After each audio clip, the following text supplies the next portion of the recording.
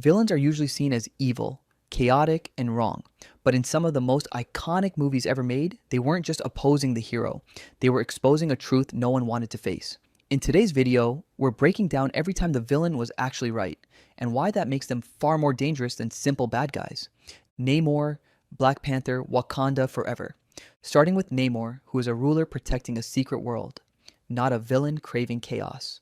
Black Panther, Wakanda Forever introduces us to Talokan, an underwater civilization that has survived for centuries by remaining hidden from the surface world. Much like Wakanda, Talokan thrives because of vibranium and because its people understand one hard truth. Once the outside world knows what you have, they will try to take it. Namor has already seen this play out. His people were colonized, enslaved, and nearly erased by surface nations long before Wakanda ever revealed itself. When Wakanda's decision to step into the global spotlight leads other nations to hunt for vibranium across the oceans, Namor sees it as the beginning of the end. To him, secrecy isn't pride, it's survival. He offers Wakanda a brutal choice: stand with Talokan and destroy the surface world's vibranium ambitions, or become an enemy just like everyone else. It sounds extreme, but Namor isn't wrong about the threat. History has proven that powerful resources attract greed, exploitation, and endless war. Namor's methods are ruthless, and his willingness to flood cities and kill leaders is impossible to justify. But his logic is painfully clear. The surface world doesn't negotiate, it conquers. By striking first, Namor believes he's preventing another cycle of colonization and genocide. In a world where powerful nations only respect strength, Namor isn't fighting for dominance. He's fighting to ensure his people are never victims again. Helmut Zemo, Captain America Civil War. Helmut Zemo from Captain America. Civil War is not a god, a genius billionaire, or a super soldier, but a grieving man. The film takes place in a world already exhausted by superheroes, where cities are saved at the cost of thousands of innocent lives. For Zemo, that cost is personal. His family is killed during the Avengers' battle with Ultron in Sokovia, a victory that leaves entire neighborhoods reduced to rubble. While the world celebrates its heroes, Zemo is left with nothing but names on a memorial wall and a question no one else seems willing to ask. Who pays the price for all this power? Unlike most villains, Zemo doesn't seek domination or revenge through force. He understands something crucial. The Avengers can't be beaten in a fight, but they can be destroyed from the inside. Using patience and intelligence, he uncovers buried secrets, manipulates old loyalties, and forces the team to confront the truth they've been avoiding. By revealing Bucky Barnes' role in the death of Tony Stark's parents, Zemo doesn't create new hatred, he simply exposes the one that was already there. And that's where Zemo is actually right. The Avengers are dangerous not because they're evil, but because they're unchecked. Their power, combined with their personal flaws, makes collateral damage inevitable. Zemo's actions lead directly to the Avengers' collapse and the rise of the Sokovia Accords, proving his point. Superheroes don't need an enemy to fall apart. Sometimes, all it takes is accountability. Erik Killmonger, Black Panther. Next up is Erik Killmonger from Black Panther, who walked into Wakanda and said what everyone was thinking. You've got all this technology, all this power, and you're just sitting on it? And honestly, he had a point. Killmonger, whose real name is Njadaka, grew up in Oakland watching his people suffer from poverty, oppression, and systemic racism, while Wakanda, the most advanced nation on Earth, hid behind a hologram and did nothing. T'Challa's father killed his father for trying to share Wakandan resources with oppressed black communities worldwide. So when Killmonger challenges T'Challa for the throne, he's not just seeking revenge, he's demanding that Wakanda stop being a bystander. Now, yes, his plan to arm oppressed people worldwide and start a global revolution was a bit much, but his core argument, that Wakanda has a moral obligation to help people who look like them, who share their history of oppression, wasn't wrong. T'Challa spent the whole movie defending isolationism while people suffered. It took Killmonger's challenge for T'Challa to finally realize, oh, maybe we should do something. By the end of the film, T'Challa literally adopts Killmonger's vision, just with less violence. He opens Wakanda to the world, establishes outreach centers, and shares technology. Everything Killmonger wanted, just with better PR. So yeah, the guy who died was actually the one who changed Wakanda's future. Sometimes the villain is just a hero the world isn't ready for yet. But Killmonger was fighting against isolation. Our next villain was just trying to survive. Galactus, The Fantastic Four, First Steps. Galactus from the Fantastic Four. First Steps is supposed to be this cosmic villain, this devourer of worlds who threatens Earth. But here's the thing. Galactus isn't evil. He's just hungry. Like, cosmically, perpetually hungry. In the Marvel Universe, Galactus is a fundamental force of nature, a being who survived the previous universe and was reborn as a cosmic entity that needs to consume planetary energy to survive. He doesn't destroy worlds out of malice or conquest. He does it because that's literally what he needs to do to exist. It's like calling a lion evil for eating a gazelle. That's just what lions do. When Galactus arrives at Earth, he's not twirling a mustache and cackling. He's just doing what he's always done, finding a planet with sufficient energy to sustain him. The Fantastic Four fight him, because obviously we live here and would prefer not to be consumed. But from Galactus's perspective, he's just trying to survive. Every living thing needs sustenance. Galactus's sustenance just happens to be entire planets. The moral conflict isn't good versus evil. It's our survival versus his survival. And honestly, can you blame a being for wanting to live? He's not wrong for being what he is. He's a cosmic force doing what cosmic forces do. The Fantastic Four stop him, not because he's a villain, but because their home is on the menu. Speaking of survival conflicts, let's talk about a street-level battle that hits a lot closer to home. Bullseye, Daredevil, Born Again. A perfect example of a villain, Bullseye from Daredevil. Born Again, who's right about one very specific thing. Daredevil is a hypocrite. Matt Murdock runs around Hell's Kitchen beating people to a pulp every night, then shows up in court the next day pretending to believe in the justice system. And Bullseye, he just calls it what it is, violence. Bullseye is portrayed as a ruthless assassin with perfect aim and zero remorse. He's definitely a bad guy. Murdering people for hire isn't exactly heroic. But when he confronts Daredevil, he points out the obvious. They're both violent men who've taken justice into their own hands. The only difference is that Matt wraps it in Catholic guilt and a law degree. Daredevil tells himself he's different because he doesn't kill, because he believes in redemption. But he still breaks bones, still traumatizes people, still operates outside the law he claims to uphold. Bullseye doesn't pretend. He owns what he is, and in a twisted way, that honesty makes his criticism of Daredevil's moral posturing absolutely valid. Matt Murdock wants to have it both ways, to be the vigilante and the lawyer, the punisher and the defender. Bullseye just holds up a mirror and says, "You're not that different from me, counselor." And as uncomfortable as it is, he's not entirely wrong. The Sentry, Thunderbolts. Moving next is the Sentry, one of Marvel's most tragic characters. A hero with the power of 1,000,000 exploding suns and the mental stability of a house of cards in a hurricane. The Thunderbolts, a team of anti-heroes and reformed villains, are tasked with stopping him. But here's the uncomfortable truth. Sentry's not wrong about himself. Sentry, also known as Robert Reynolds, is fully aware that he's dangerous. He knows that his dark alter ego, the Void, represents a catastrophic threat to everyone around him. Throughout his history, Sentry has repeatedly asked to be stopped, contained, or even killed, because he understands the danger he poses. He's not a villain seeking power or destruction for its own sake. He's a deeply troubled person who recognizes he's a walking apocalypse. When the Thunderbolts confront him, Sentry's essentially saying, "I told you this would happen. I warned everyone." And he did, multiple times.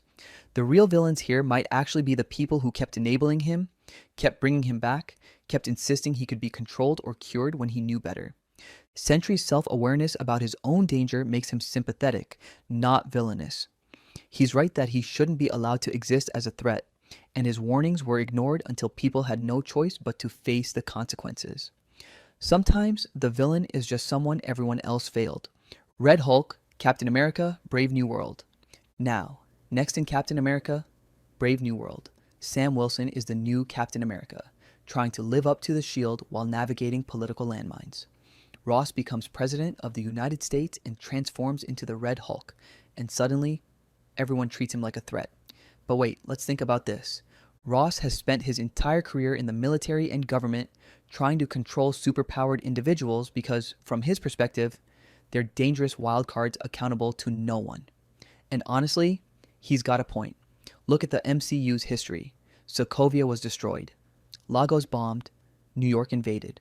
All involving superheroes who answer to themselves, not government or international law. One thing for sure, he's not doing it for conquest or evil. He's responding to threats using the same kind of power that created those threats in the first place. If you can't beat them, join them, right? His core argument, that superpowered individuals need oversight and accountability, hasn't changed just because he's now superpowered himself. Captain America fights for freedom and individual liberty, which is noble, but Ross fights for structure, accountability, and the will of the people expressed through democratic government. When you strip away the red rage monster exterior, Ross is asking a legitimate question. Who watches the Watchmen? And in a world where Tony Stark once built a murder bot that nearly destroyed humanity, that's not an unreasonable concern. Of course, some heroes operate without any oversight at all. Which brings us to our next morally complicated villain, Kang the Conqueror, Ant-Man and the Wasp, Quantumania. Ant-Man and the Wasp, Quantumania is a movie that introduces Kang the Conqueror as another big bad, until you actually listen to what he's saying, because unlike most villains, Kang isn't lying, exaggerating, or even enjoying the threat. He's warning everyone. Kang is a time-traveling conqueror trapped in the quantum realm, hunted by other versions of himself. And that's the key detail people miss. Kang isn't trying to rule the multiverse for fun. He's trying to contain it. He's seen infinite timelines collapse, universes wiped out, and entire realities destroyed because too many versions of him were allowed to exist at once. His solution? Control time, prune chaos, and prevent worse Kangs from taking over. To Scott Lang and his family, Kang looks like a dictator asking for help. And yeah, that's fair. Helping a tyrant is usually a bad idea. But Kang's argument is simple. If you stop him, you unleash something far worse. He doesn't pretend to be a hero. He openly admits he's dangerous, just less dangerous than the alternatives. That's what makes this conflict unsettling. Ant-Man is fighting for the present moment, protecting his family and doing the right thing now. Kang is fighting for the future of reality itself. One is personal, the other is cosmic. And when Kang warns them, you don't know what you've done, it doesn't sound like a threat, it sounds like regret. Kang may be brutal, authoritarian, and ruthless, but he understands the system better than anyone else in the room. Magneto, X-Men. Magneto from the X-Men franchise has been fighting the same fight for decades, and honestly, history keeps proving him right. Charles Xavier believes in peaceful coexistence between humans and mutants, that if mutants just show humans they're good and trustworthy, everything will work out. Magneto, a Holocaust survivor who's seen humanity's capacity for genocide firsthand, says, no, they'll kill us the moment they feel threatened. And what happens in almost every X-Men timeline? Mutant registration acts, watch programs, genocide attempts, and concentration camps. Every single time. Xavier's dream is beautiful, but Magneto's lived through the nightmare of being targeted for what you are, not what you've done. He knows that oppressed groups can't just wait for their oppressors to develop compassion. When humans create giant robots specifically designed to hunt and kill mutants, Magneto's "I told you so" is entirely justified. The X-Men constantly position Magneto as the villain for wanting mutant supremacy, but most of the time, he's just fighting for mutant survival. He's not wrong that humans have repeatedly tried to exterminate the mutant kind. He's not wrong that peaceful coexistence requires both sides to want it, and humans keep building murder robots. Xavier's dream is hopeful. Magneto's reality is historical. Sometimes the villain is just someone who learned from experience instead of hope. Up next is someone who wanted to prune an entire reality. Cassandra Nova, Deadpool and Wolverine. Cassandra Nova stormed into Deadpool and Wolverine as the MCU's first major psychic threat. She's Charles Xavier's twin sister, born as a psychic entity in the womb and left to die in the void, a dumping ground for unwanted variants and timeline debris. Cassandra rules the void with brutal efficiency, and she wants to use it to destroy the sacred timeline. Deadpool and Wolverine see her as a manipulator, and she is. She invades minds, bends wills, and treats people like toys. But her core argument is brutally honest. She doesn't believe in redemption arcs, heroic sacrifice, or doing the right thing. She believes power reveals truth. Give someone enough leverage and they'll show you who they really are, and the movie keeps proving her right. Every character she pushes cracks eventually, not because she forces them, but because she removes their excuses. Wolverine's stoicism? Just unresolved guilt. Deadpool's jokes? A shield against emptiness. Cassandra doesn't create their flaws, she exposes them. That's why she's so dangerous. You can fight claws, you can dodge bullets, you can't punch self-awareness. Cassandra isn't trying to rule the world. She's trying to strip away comforting lies and show that heroes aren't special, they're just people with better branding. Her methods are monstrous. Her lack of empathy is chilling, but her observation lands uncomfortably close to home. Most heroes don't rise above human nature, they just hide it better. Thanos, Avengers, Infinity War. Moving on, we have Thanos from Avengers. Infinity War committed genocide. Let's be clear about that. But his core observation, that unchecked population growth leads to resource depletion and suffering, isn't actually wrong. It's just his solution that's absolutely insane. Thanos watched his home planet, Titan, destroy itself through overpopulation and resource depletion. He proposed a solution, randomly kill half the population, and was rejected as a madman. Then Titan died anyway, exactly as he predicted. So from his perspective, he was right, and everyone who didn't listen paid the price. When he collects the Infinity Stones and snaps away half of all life, he genuinely believes he's saving the universe from the same fate as Titan.